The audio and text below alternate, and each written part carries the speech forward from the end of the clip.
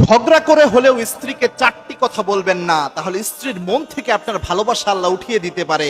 এক নাম্বার হচ্ছে, ঝগড়ার বসেও স্ত্রীকে কখনো বলবেন না তুমি দেখতে খারাপ, তোমার এই জিনিসটা খারাপ, তোমার এই চেহারার এই অংশটা খারাপ, যেটা আল্লাহর দান ওটা নিয়ে কখনো স্ত্রীকে আপনি খোঁটা দেবেন না। দুই নাম্বার হচ্ছে, স্ত্রীকে কখনো আপনি বলবেন না যে তুমি আমার বাসা থেকে বের হয়ে যাও, কেননা একজন নারী তার নিজের আব্বাকে ছেড়ে, আম্মাকে ছেড়ে, নিজের বাড়িটা ছেড়ে আপনার বাড়িকে আপন করে নিয়েছে, আপনার পরিবারকে আপন করে নিয়েছে। যখন বাড়ি থেকে আপনি বের হয়ে যেতে বলেন, সে নিজেকে অস্তিত্বহীন মনে করে, এরকম আঘাত তাকে কখনো করবেন না।